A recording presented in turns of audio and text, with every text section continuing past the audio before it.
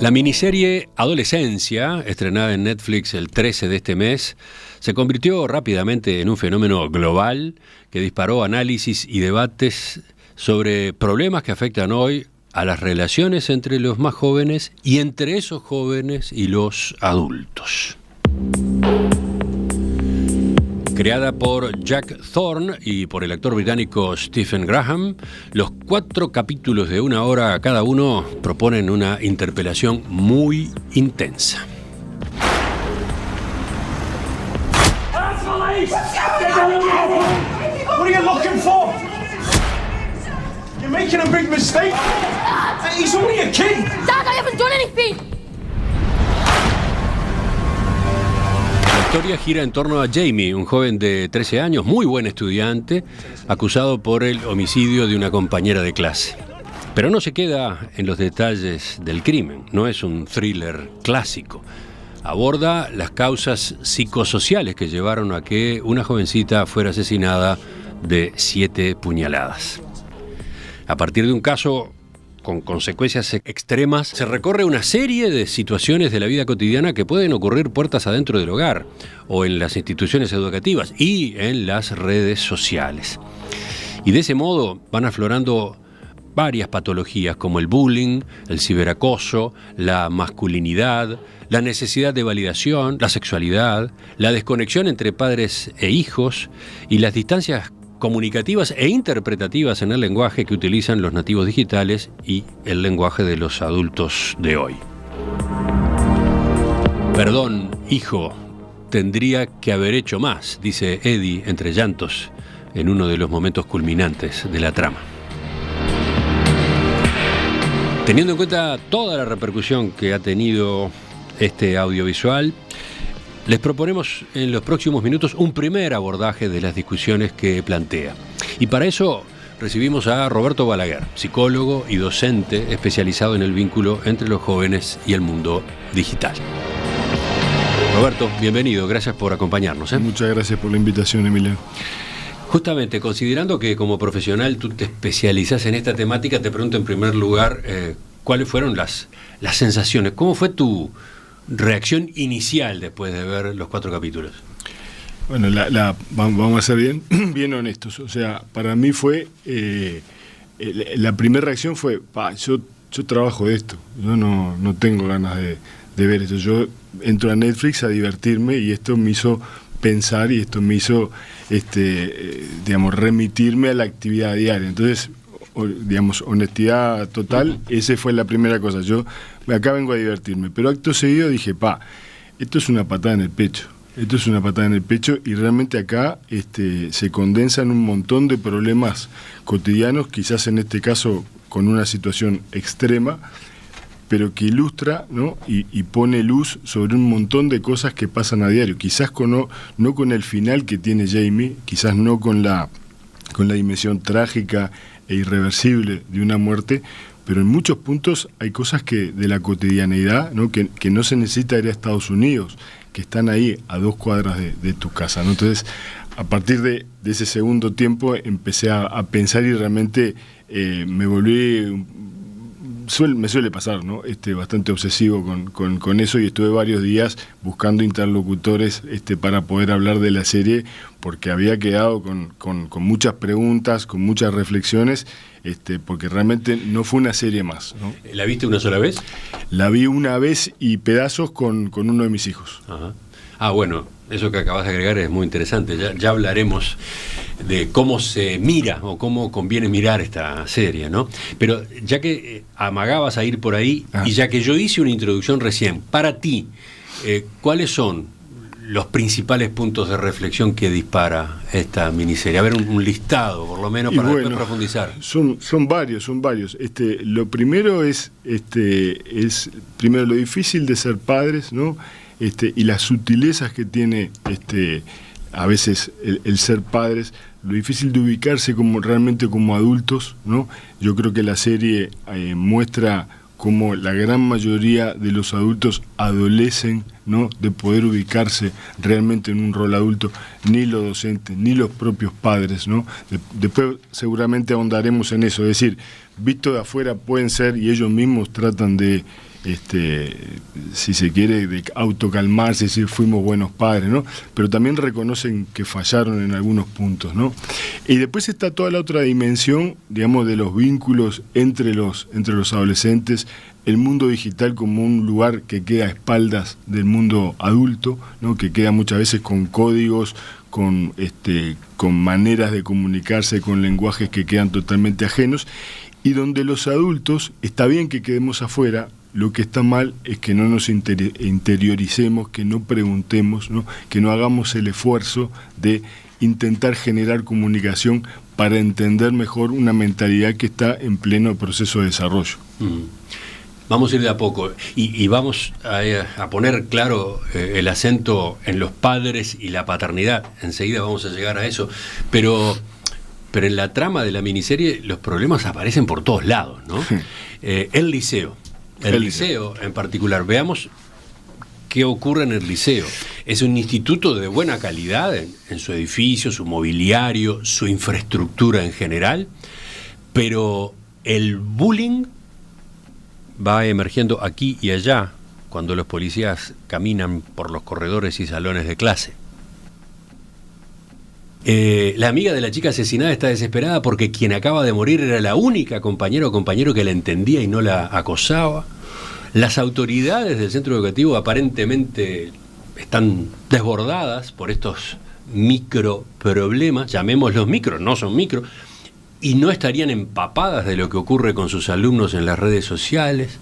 Aparece un ejemplo de un docente displicente o al revés, agobiado, solo dispuesto a ocuparse de dar las clases de su materia. Mirá el punteo que hice nada más a propósito del liceo, ¿no? Todas situaciones, los que vos planteás, todas situaciones que conducen a una institución supuestamente adulta, supuestamente, digamos, que intenta organizar con adultos que supuestamente están en un rol adulto, que en este caso la gran mayoría de ellos están quemados, ¿no? Porque si uno quiere entender un poco de Burnout docente, señor, vea el capítulo 2 y va a entender perfecto lo que es el cinismo, ¿no?, de esos docentes, la sensación de estar absolutamente sobrepasados, de que no hay nada para hacer, de que eso no tiene arreglo y por tanto la soledad en la que quedan esos chiquilines, soledad que se manifiesta en esta chica que pierde a su única amiga, su única oreja, ¿no?, que le va a dar escucha, y todos los otros que están librados a sus propios impulsos. Es decir, es un lugar de supervivencia donde el más fuerte, entrecomillado, ¿no?, es el que logra sobrevivir, y aquellos otros que son carne de cañón de los bullies, ¿no?, terminan sufriendo, terminan intentando pasar desapercibidos, invisibles, como el hijo del detective, ¿no?, que él lo que hace básicamente se invisibiliza, pero luego, paradojalmente, ¿no?, es un actor clave para desentrañar, digamos, el misterio de lo que sucedió, ¿no? Entonces, es una gran lección también de cómo manejar la violencia institucional, cómo manejar esa violencia del abandono de adultos que no se involucran y que por tanto los chiquilines quedan absolutamente solos, librados a un intento, bueno, de sobrevivir con las herramientas que tienen a mano, pero donde no hay nadie que provee de nuevas herramientas para decir, bueno, muchachos, mira, vamos a hacer esto es lo que vamos a permitir, esto es lo que no vamos a permitir. Esto es lo que vamos a tratar de ir desarrollando y esto es lo que vamos a ir tratando de desalentar. Y entonces es un liceo selvático. Es un liceo selvático. Sí. Pero mira que nada diferente a lo que pasa acá a 2 cuadras. 10, 50 kilómetros, 100 kilómetros. Nada diferente a lo que pasa hoy en día en varias instituciones que vos tenés docentes que te dicen, mirá, yo tengo que hacer la vista gorda, tengo que mirar para allá, tengo que tratar de no hacer tal cosa, pero sé que está pasando. ¿Está bien? No está bien. Bueno, pero esa es una discusión, ¿no? El liceo que aparece en la película, ¿no es un caso extremo? No. ¿No está exagerado? No gustaría. Se maneja en esa institución estas cuestiones? Mirá, yo entiendo que hay 2 factores.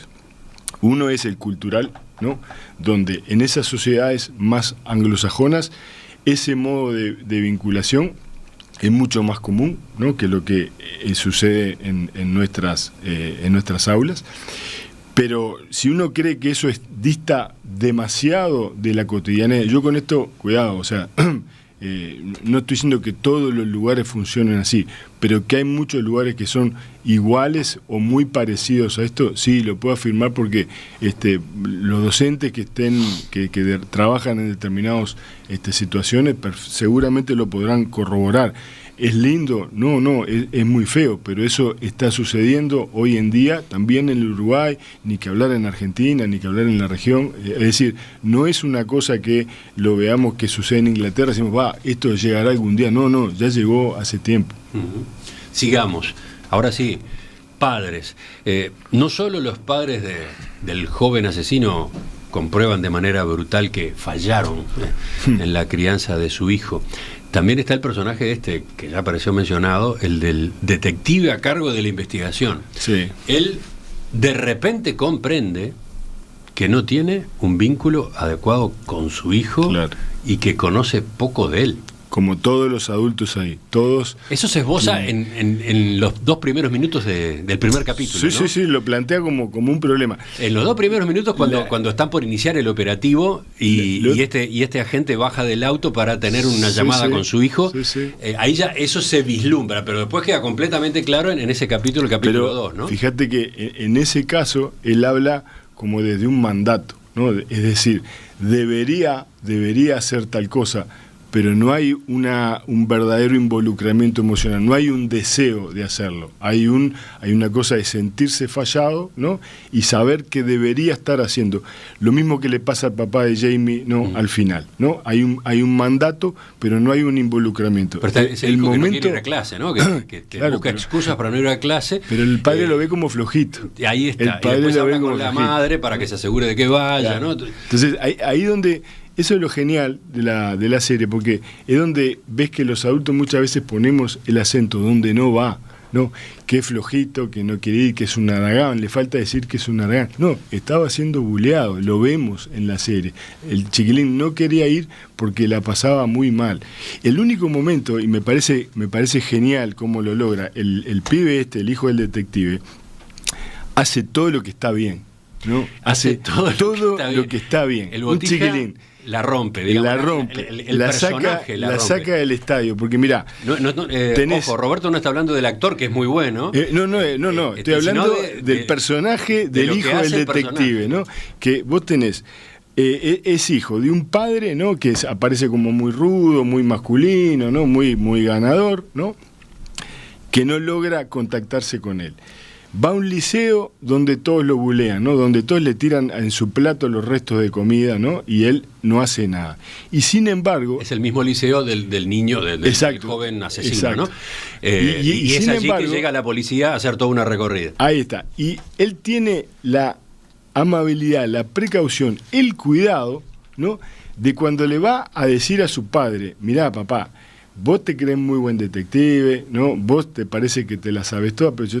Lo que te quiero decir es que acá no estás entendiendo nada de lo que está sucediendo, pero no se lo dice en público como un bully, que él era su momento para ser él por primera vez el bully. Sin embargo, el joven observó cómo su padre, bueno, y su compañera de la policía se dirigían a los alumnos en esa visita salón por salón que estaban haciendo. La visita analógica. Claro.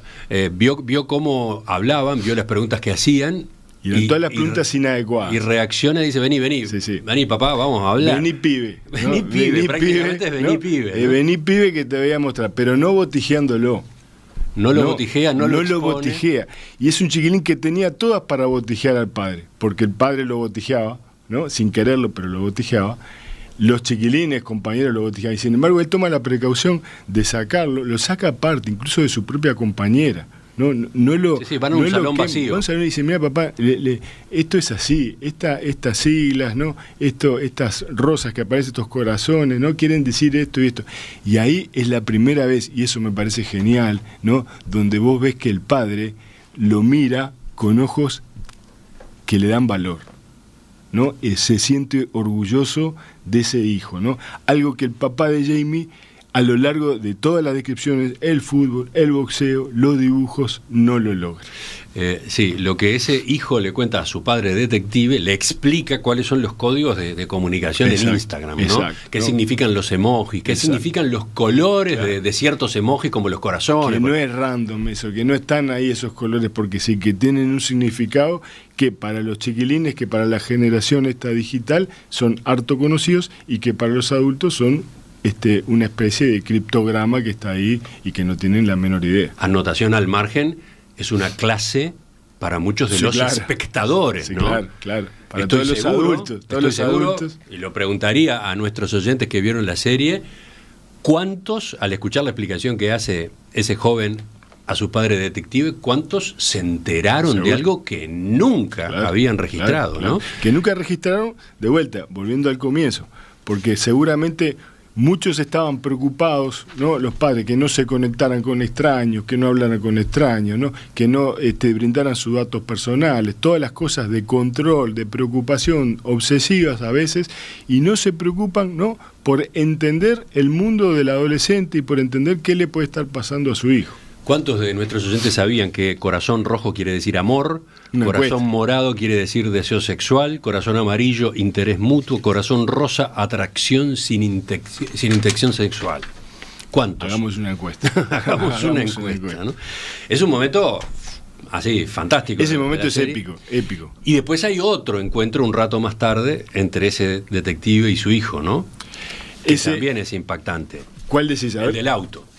Ah, el del auto. Sí, el del auto también. El auto también porque ahí, digamos, es donde, de vuelta, yo creo que ahí el padre lo reconvierte, ¿no? Es donde empiezan a cambiar los lugares y se da cuenta que hay algo de ese chiquilín donde él se siente reflejado, ¿no? Y donde lo vuelve a acercarse, ¿no? Y eso es lo que falla muchas veces, ¿no? Que los adultos y los chiquilines están absolutamente separados y no hay ningún hilo conector, no hay ninguna transmisión de nada y tampoco hay un conector de lo actual de manera tal de encontrar esos puntos de encuentro. Van los dos por vías paralelas, ¿no? Y no se encuentran. Pero los chiquilines precisan de los adultos. Sí, el padre lo invita a conversar, lo invita a tener un rato juntos y el hijo queda estupefacto, ¿no?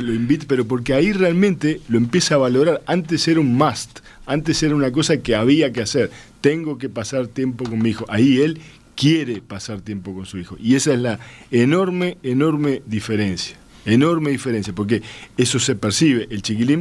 Los chiquilines saben cuando, digamos, hay hora parental, ¿no? Y cuando hay encuentro parental, ¿no? Padres separados, padres divorciados, ¿no? Que se encuentran y vos los ves, te puedes dar cuenta, o sea, ya a esta altura no precisás ser psicólogo en un McDonald's, en un Starbucks, vos te das cuenta quién está ahí porque es la hora parental o quién está ahí porque realmente quiere involucrarse y quiere transmitirle cosas porque ese es su deseo crudo mayor. Es eso que acabas de decir. Es realista 100%, es realista 100%. Eso es realismo puro. De todos los días. Sí, realismo puro como te muestra esta serie y eso es justamente la patada en el pecho que nos da. La película enseña. Ahora seguimos con los asuntos que va abordando a lo largo de esos 4 capítulos, pero quedó dicho al pasar que la película, en definitiva, además de hacer pensar, enseña, informa, sí. ¿No? Por ejemplo, esto de los emojis, los colores de los emojis y sus significados. Nada más que el llamado de atención ese, entérense un poco, averigüen, ¿no? Claro. Pero después hay más, ¿no? Incel. ¿Cuántos de nuestros oyentes conocían ese término? Los jóvenes seguramente, muchísimos, o la enorme mayoría, ¿no? Porque es un movimiento, digamos, fuerte, y seguramente gran parte de los capaz que algunos docentes sí, ¿no? Que tienen alguno o tienen algún grupo en el cual eso haya surgido, pero seguramente otros adultos que no están muy involucrados con jóvenes, seguramente para muchos de ellos sea algo que está totalmente por fuera, ¿no? De las categorías con las cuales podrían ubicar a los adolescentes o a los jóvenes, ¿no? Los incels están vinculados a, digamos, la masculinidad tóxica y el ciberacoso, pero ¿cómo lo definís tú? Y bueno, digamos, es un movimiento que de alguna forma es como, a ver, aquellos que quedan fuera del circuito, digamos, de intercambio sexual, por ponerle un nombre que puede sonar un poco grueso, lo que hacen, en lugar de ubicarse como perdedores, ¿no? Como losers, como los viejos nerds, digamos, hoy eso es lo que hacen, es decir, bueno, nosotros estamos acá por responsabilidad de las mujeres, ¿no? Que en realidad tienen X porcentaje, 80-20 de elección de los hombres, ¿no? Como que son solo unos pocos los que cuentan con determinadas atributos y ellas buscan, y el resto tenemos que quedarnos, digamos, ahí como en celibato, ¿no? Que no es elegido, ¿no? Pero entonces empiezan a agruparse. Hay un cuestionamiento al avance en los derechos de la mujer también. Claro, porque un sistema que favorece a las mujeres, claro, y que a ellas las beneficia, claro, por un desequilibrio injusto, en fin, ¿no? Una cosa de ese estilo. Lo que pasa es que es como, digamos, es como que ellos que se sienten perdedores empiezan como a agruparse de alguna forma, de salir de ese lugar, poner la responsabilidad afuera, como hacen muchísimos grupos, ¿no? Poner toda la responsabilidad afuera, en este caso en las mujeres, culparlas, y hay toda una gama, digamos, o mejor dicho, un rango de, más blandos, digamos, y otros mucho más groseros y mucho más violentos en relación a la mujer, que pueden ser fácilmente tildados de misóginos, ¿no? Claro, está de por medio una frustración por el no acceso al sexo, digamos, enorme, ¿no? Frustración. Y de por medio, tú lo dijiste al pasar, aparece otro concepto que se menciona, que es la regla del 80-20, ¿no? Exacto. ¿No? La creencia de que el 80% de las mujeres se siente atraída solo por el 20% de los hombres, dejando a los demás, claro, sin posibilidades. Ahí hay que leer. Yo invito a la gente a que pueda interiorizarse un poquito más en lo que es la psicología evolucionista, ¿no? Que digamos que hunde sus raíces en la etología, ¿no? En la ecotología, en lo que son, digamos, es como el software, digamos, que los humanos traemos instalados, ¿no?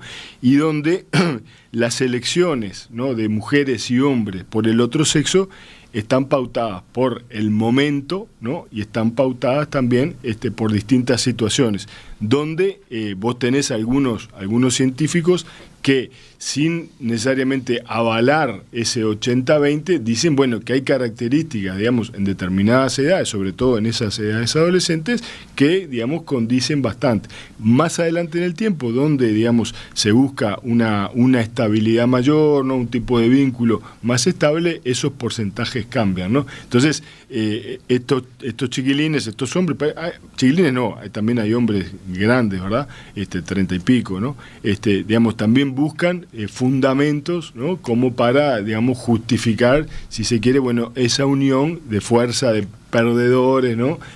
Para tratar de alguna forma de recomponer su autoestima, que se siente dañada por esas mujeres que no les prestan atención.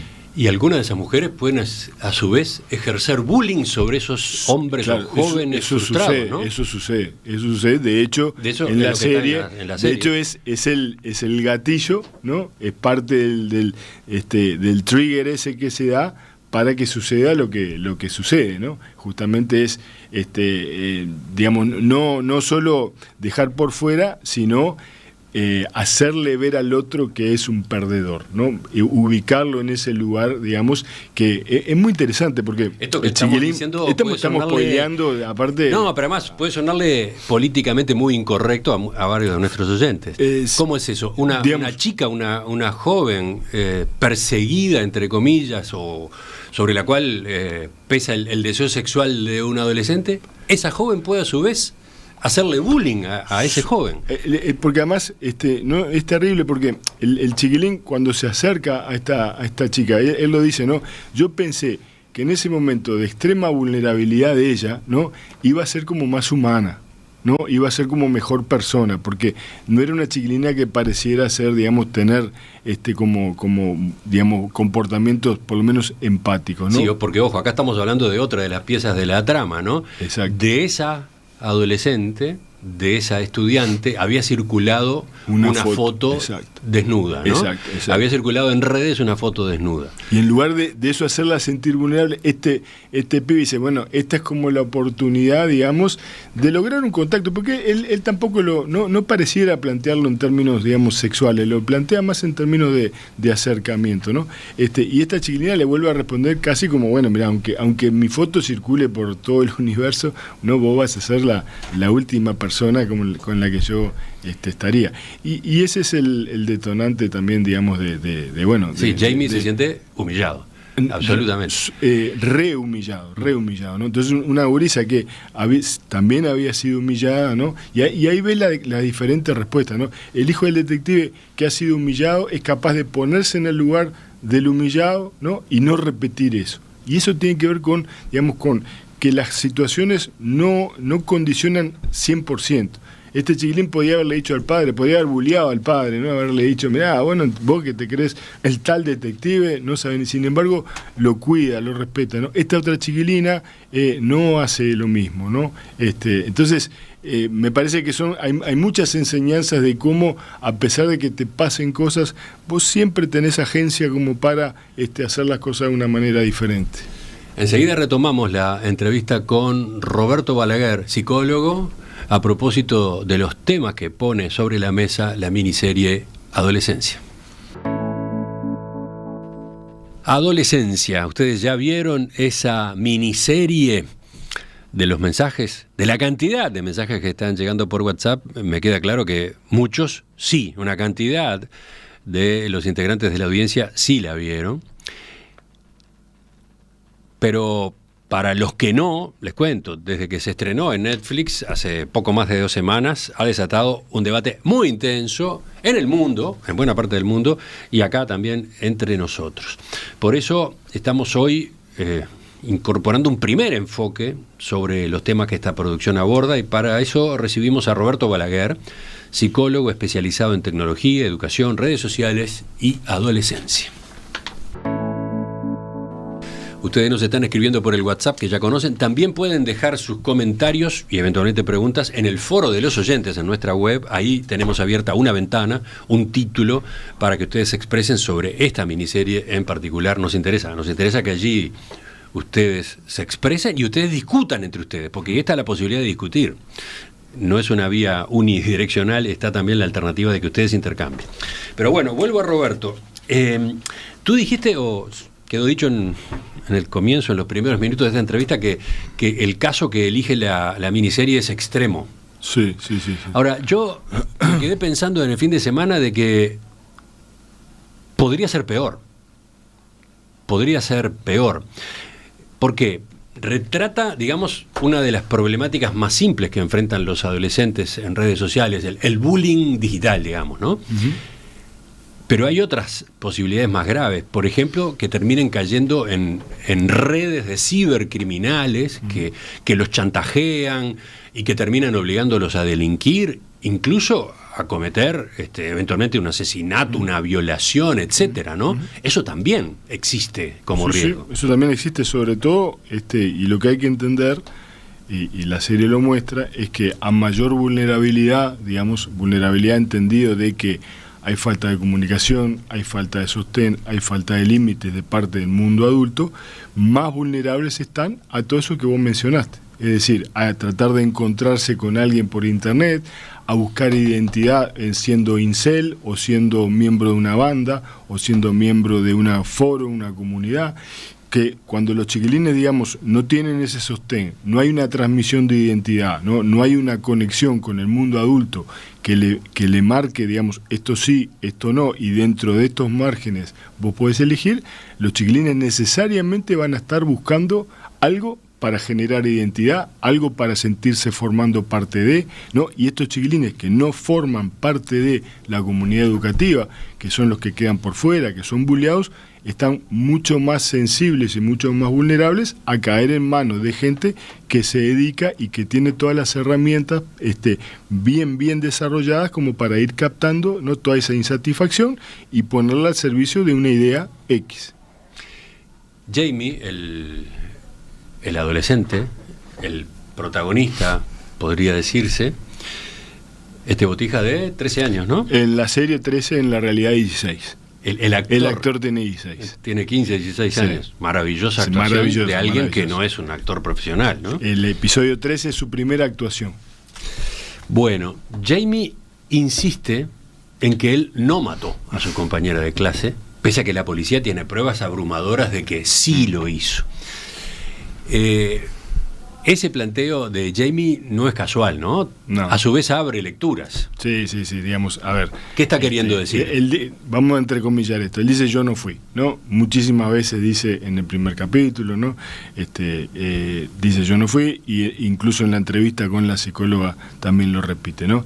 Entonces, técnicamente, digamos, el video que muestra, esto sí que es un spoiler absoluto, pero bueno, no tenemos... Estamos spoileando desde que empezó esta entrevista. 100%. Es muy difícil comentar, Sí. examinar sin mostrar, esta digamos, miniserie sin momentos, hacer referencia al guión. La verdad que es Sí. muy difícil. Sí. Digamos, cuando él dice, en el capítulo 1 sobre todo, ¿no? Y creo que en el 3 también, él dice yo no fui, digamos, técnicamente no es cierto, ¿no? Ahora, si uno se pone a analizar, ¿no? Que es creo que lo interesante de esta serie es analizar un poquito más, ir un poquito más al fondo del asunto. En algún punto, yo he dicho en alguna otra entrevista que en algún punto él tiene razón, ¿no? ¿Por qué él no fue, ¿no? Y entonces automáticamente me preguntan, pero bueno, entonces, ¿quién fue? Y bueno, y yo voy a decir mi hipótesis, ¿no? Como para ojalá que sirva para entender algunas cuestiones, por lo menos generar discusiones y debates, ¿no? Para mí el asesino metafórico, ¿no? El asesino real es el abuelo paterno, el primer gran bully, el primer gran violento, ¿no? Que es un tipo que por cualquier razón y motivo al papá de Jamie, ¿no? Lo hostigaba, ¿no? Lo humillaba, ¿no?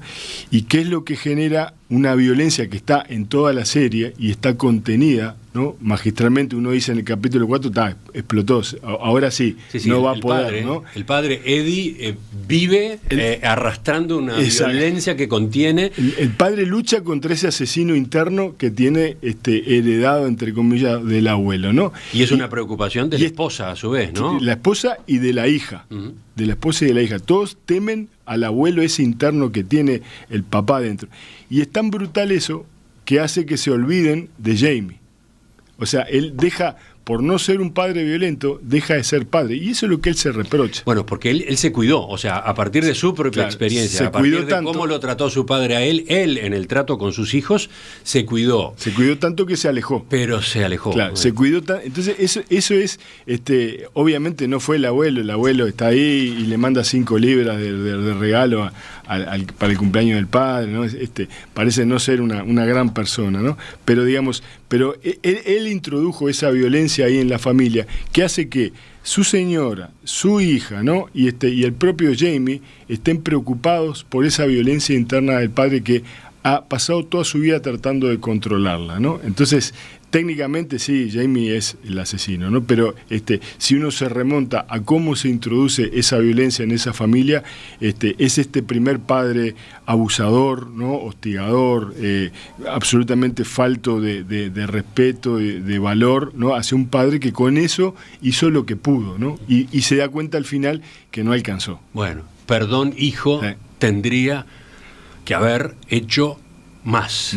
Esa frase es terrible. Terrible, tremenda. A cualquiera que está mirando esa escena lo da vuelta. El final, ¿no? El final es terrible. Porque... El padre, entre llantos, lo dice, está sobre la cama vacía de su hijo, que a su vez se encuentra en prisión. Es como una escena de antología, ¿no? Es brutal el dolor, ¿no? El dolor que transmite esa situación donde él en algún punto toma conciencia de que es un padre fallante, como somos todos en algún punto, ¿no? Pero en el caso de él, fue bastante más allá en su falla, ¿no? En intentar, digamos, no ser determinada cosa, dejó de ser padre, ¿no? Y uno ve en el vínculo de Jamie con su padre, cómo ahí justamente es donde está la cosa, ¿no? Porque él elige al padre para ser quien va con él al interrogatorio, ¿no?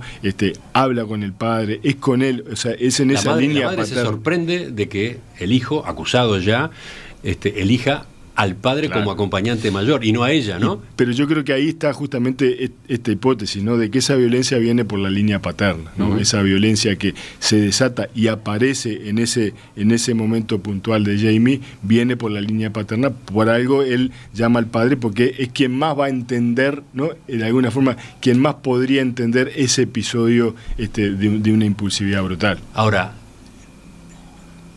todo es muy complejo, no hay nada lineal. En un momento, el padre le pregunta a su esposa, ¿cómo criamos a nuestra hija? ¿No? Sí. A propósito de Lisa, la hermana de Jamie, mayor que él, que está avanzando en sus estudios y parece una joven normal, muy madura por otra parte, ¿no? En sus intervenciones, en sus diálogos. Y Manda, su esposa, o sea, la madre de los dos chicos, responde, igual que a Jamie. Bueno, eso no es cierto nunca somos... Los criamos a los dos igual. Nunca, ¿no? nunca Lisa somos los mismos. Salió bien. Emiliano, nunca somos los mismos. Jamie acaba de hacer lo que hizo, ¿no? Siempre hay un primer hijo, una primera hija, o sea, el vínculo que vos tenés con una hija mujer es distinto con un hijo varón, se ponen en juego cosas distintas, digamos, después cuando están los dos, a veces se tiende a polarizar una cosa y otra. O sea, decir que somos los mismos es una falacia. Nunca somos los mismos. No somos parecidos en muchos asuntos. Podemos ser las mismas personas, con el mismo ADN y con la misma cédula de identidad, pero técnicamente a la hora de vincularnos, nunca somos los mismos. Y por otro lado, nuestros hijos nunca hacen lo mismo con lo que nosotros somos, ¿no? De vuelta, es como el hijo del detective que con su bullying es capaz de ser empático, ¿no? La hija permanentemente está preocupada, al igual que su mamá, ¿no? De su padre. El problema seguramente de esta chiquilina, si hubiera una parte 2, sería el momento que esta chiquilina tenga que empezar a pensarse ella, porque en esta serie ella queda completamente siempre a la sombra, ¿no? Queda ahora preocupados por Jamie, antes preocupados por la violencia del padre, ¿no? Y siempre preocupados por otro. Y seguramente eso en algún punto a ella le haga eclosión. Y para seguir agregando temas a la lista, ya que ahora estábamos deteniéndonos en el cuarto capítulo, ese donde queda tan patente el drama de la familia, las tribulaciones y, digamos, las evaluaciones que los padres hacen de su comportamiento, de su conducta, de su actitud. Ahí también hay otra punta, en ese capítulo hay otra punta que es el entorno, el entorno social. Y el bullying social que termina cayendo sobre esa familia, ¿no? La hija ahí es genial, ¿no? Como cuando frente a la posibilidad de huida, ¿no? Frente a la posibilidad de mudanza, lo frena y dice, acá no hay lugar donde esconderse.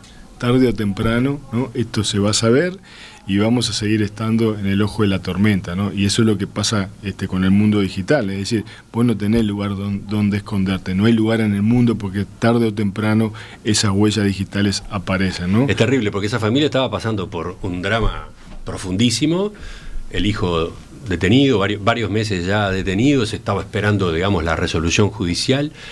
De algún modo tratan de festejar el cumpleaños del padre, tratan de celebrar ese día y sin embargo están siendo ellos acosados por vecinos que no se sabe quiénes son, en fin, ¿no? Ahí vos ves digamos, que eso también, ahí entendés mejor también cómo el liceo puede funcionar, porque esos chiquilines vienen de esas familias que tienen ese comportamiento absolutamente excluyente, ¿no? Y nada empático. No ves a uno solo, ¿no?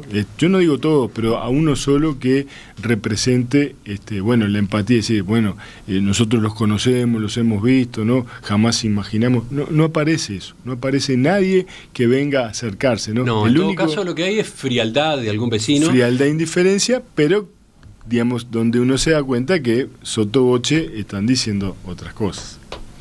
¿Para qué públicos es esta miniserie? ¿Qué huella puede dejar? ¿Qué impacto puede tener? ¿Qué decisiones podría precipitar, tanto a nivel familiar como a nivel institucional? Me gustaría que lo viéramos en el final de esta entrevista. Roberto, te decía, pero una inmensidad, una cantidad enorme de mensajes de los oyentes de distinto tipo, algunos con la queja del spoileo, y otros al revés. Mira, María Eugenia, por ejemplo, dice: muchas gracias por esta entrevista. La verdad, hace días que escucho hablar de la miniserie Adolescencia y, siendo como soy, madre de 2 adolescentes, no me animaba a mirarla.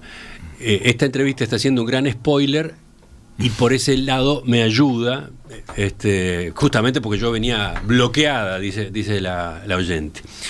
Otra, Rosario, dice: anoche vi la serie, no se imaginan lo que lloré al final, desesperada. Soy madre, con hijos adultos ya, pero con quienes tuve una relación difícil. Claro. Y entonces dice: no saben cómo me conmovió. Sí, y sí. A ver, Roberto, 2 o 3 preguntas para cerrar. La primera, la miniserie deja cantidad de flancos abiertos, ¿no? Uh-huh. Deja al espectador con una cantidad de preguntas. ¿Qué pasó con esto? ¿Qué pasó con aquello? ¿Qué ocurrió con este personaje? ¿No? Pero hay una enorme ausencia, hay una ausencia muy, pero muy marcada, que es la de la víctima, ¿no? La de la adolescente asesinada y su familia. Sí. Directamente no aparece nada por ese lado. ¿Cómo viste esa decisión? Creo que, supongo yo, porque esto es sobre supuesto, ¿no? Que se quiso poner más énfasis en el móvil, en entender el lado, digamos, de un lado, ¿no?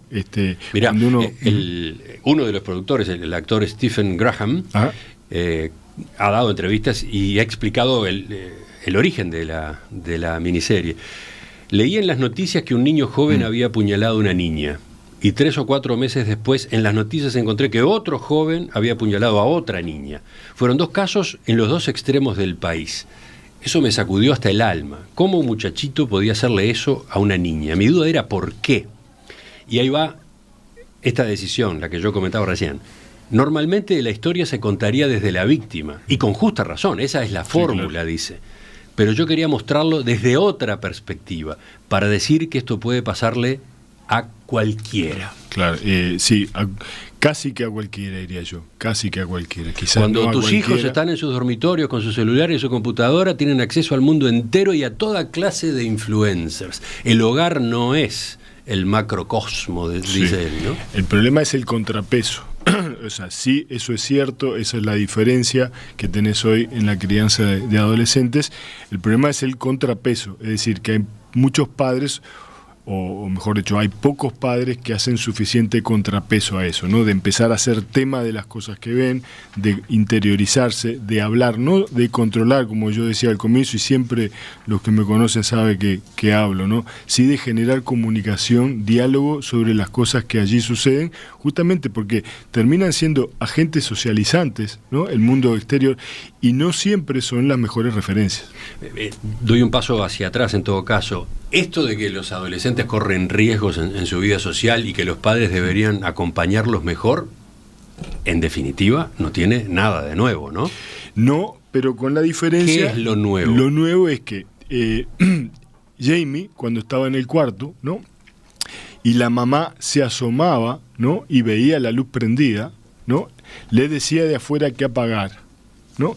Entonces, la mamá de Jamie, que no hemos hablado de ella, ¿pudo haber hecho algo? Sí, pudo haber golpeado la puerta, abierto el pestillo y decirle: Jamie, ¿qué estás haciendo a esta hora? Pero no en un tono increpante, sino ¿por qué todas las noches estás en eso? ¿No? Y quizás hubiera generado un diálogo que quizás no hubiera llegado al desenlace final. Son todos contrafácticos que quizás nunca hubieran pasado, pero la mamá opta por quedarse afuera, y eso es muy gráfico de lo que está pasando. Entonces, el mundo ese de internet está ahí. Vos no vas a poder controlar a los incels, a los malos, a las hordas, a los foros. No vas a poder. No hay manera de hacerlo. Lo que sí podés hacer es suficiente contrapeso, ¿no? A partir de un diálogo, de una información, de un involucramiento, pero de verdad, no como el de tengo que hablar con mi hijo, es quiero hablar con mi hijo porque tiene valor hablar con mi hijo, porque tengo interés, y eso es lo que verdaderamente transmite sostén, contención, y hace contrapeso para que venga otro fulano de afuera y te diga: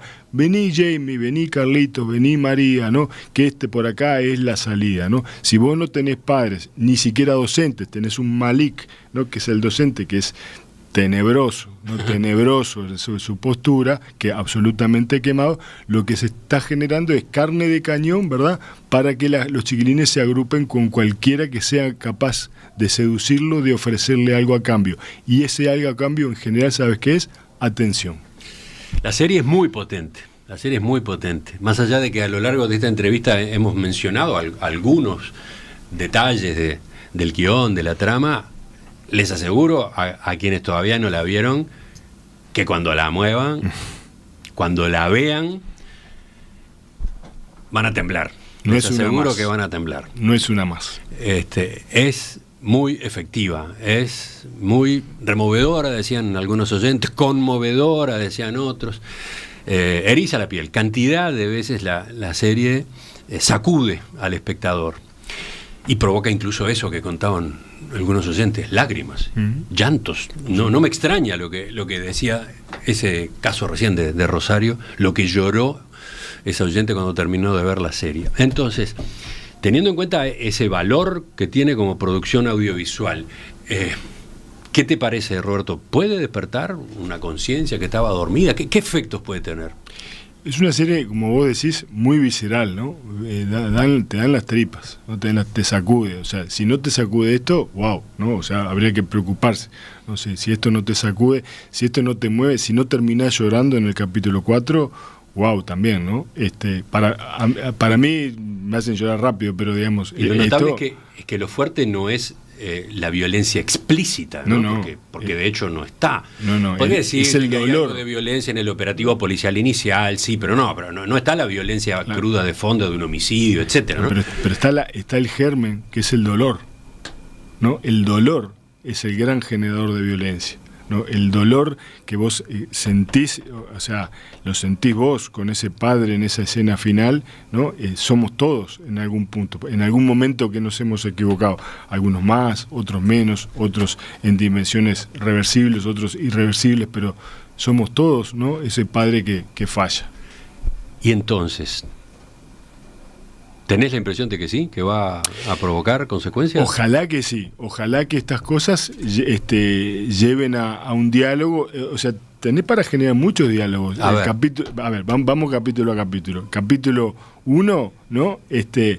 Tiene que ver con cómo nos manejamos, ¿no? Con el mundo, digamos, de la delincuencia juvenil, por así decirlo, ¿no? Porque es una clase de maestría de cómo manejar, digamos, una situación extrema, ¿no? Con la familia, con el chico, ¿no? Entonces me parece que ahí hay una parte, si querés, como judicial o policíaca, institucional. Bien. La segunda es, el capítulo 2, es la educación, ¿no? A ver, señores, ¿cuánto de tu liceo, de tu escuela se parece, ¿no? a este entorno de recreo, de comedor, ¿no? ¿Cuánto se parece Malik, este docente, al docente promedio de la institución, ¿no? Y generar conversaciones a partir de eso.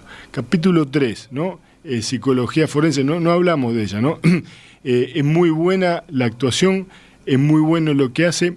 A mi juicio, el final pudo haber elegido 100 caminos alternativos y eligió el de volver a soltarle la mano a Jamie, ¿no? ¿Tú cuestionás la forma como se comporta la psicóloga? Sí. No cuestiono el hecho de que no fuera a hacerlo, sino la forma en que de alguna forma vuelve a soltarle la mano y dejarlo a Jamie, que es victimario, /víctima, como siempre son los victimarios. Los victimarios, digamos, no nacen espontáneamente, ¿no? Siempre hay una historia detrás, ¿no? Acá lo vemos claramente. Vuelve a soltarle la mano, ¿no? Y el capítulo 4 es donde vemos lo importante de que los padres, ¿no? A pesar de tener una edad cronológica, no siempre funcionan como adultos, ¿no? Cuando están entrando a la ferretería, la hermana esta que opera desde las sombras, porque ha quedado a las sombras, dice, son unos niños, y es bien cierto.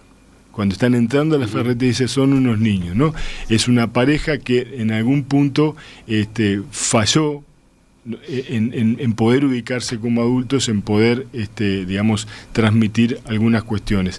De vuelta, como fallamos muchísimo, solo que es como un quantum, digamos, de esto, ¿no? Y en ese caso pareciera ser de más. Pero entonces, ¿para qué público es? Padres de adolescentes, sin duda. Sí, abuelos de adolescentes. Abuelos de adolescentes. Tienen un papel a jugar, evidentemente. Sí, ¿no? sí. Sí, para ayudar, digamos, uno aprende a ser padre siendo abuelo, ¿no? Y entonces, digamos, ahí se recibe realmente de padre. ¿Es para adolescentes? Bueno, en otra época los hermanos Grimm se reirían, ¿no?, de esa pregunta. En esta época les están asistiendo a ver cosas a veces sumamente crudas y a otras cosas que podrían ser como mucho más fuertes desde el punto de vista emocional. Hay bibliotecas, digamos, que opinan que no. A mí me parece que eso es una cosa que está bueno conversarlo a la interna. No hay en la serie ninguna cosa que uno diga no podría ser vista por un adolescente, incluso un adolescente temprano, ¿no? Porque en realidad no hay escenas, digamos. Pregunta a una de nuestros oyentes, creo Sí, que hay claro. varias consultas de ese estilo. Tengo una hija de 11 años. ¿Puedo verla con ella? ¿Me recomiendan que la vea con ella? Lo que pasa es que, mirá, yo si me preguntás, digo, prefiero, lo que sí tiene que verlo es ella. Lo que sí tiene que verlo es ella y preguntarse. La madre. Sí, la madre. Digamos, ¿qué de esta señora puedo estar haciendo yo? ¿Qué de esto que hace este señor puede estar haciendo el papá de mi hija de 11 años, ¿no? Si además la hija quiere verlo, ¿no?, y le parece que puede ser, bien, pero acá, digamos, la responsabilidad, y es lo que falla justamente en la serie, la responsabilidad está del lado adulto, ¿no? No le podemos pedir a los chiquilines que aprendan a ser chiquilines. Ellos están siendo adolescentes, lo que precisan son adultos que se hagan cargo. Y sin duda que es para docentes e instituciones educativas, ya lo mencionaste al pasar. Sin duda, ¿no? sin lugar a dudas, ¿no? Sin lugar a dudas, y ver, bueno, cuánto terriblemente nos podemos llegar a parecer a esta institución, cuánto de nosotros somos ese Malik que está absolutamente quemado, cínico, ¿no?, al mejor estilo un Ricky Gervais de la docencia, que realmente son docentes que en lugar de sumar a veces restan. Y para los políticos también es. Y para los políticos también, para entender la importancia que tiene la institucionalidad, ¿no? Primer capítulo y también el segundo capítulo, ¿no? La importancia de que si vos querés atacar el germen de la violencia, el germen del no respeto al otro, ¿no?, poder fomentar la convivencia. Las instituciones educativas son el lugar justamente principal donde vos tenés a los chiquilines ahí disponibles durante muchas horas para trabajar con esas herramientas. ¿Y cuáles pueden ser las consecuencias, cuáles pueden ser las decisiones, cuáles pueden ser los cambios que vengan a partir de la reflexión en torno a una miniserie como esta?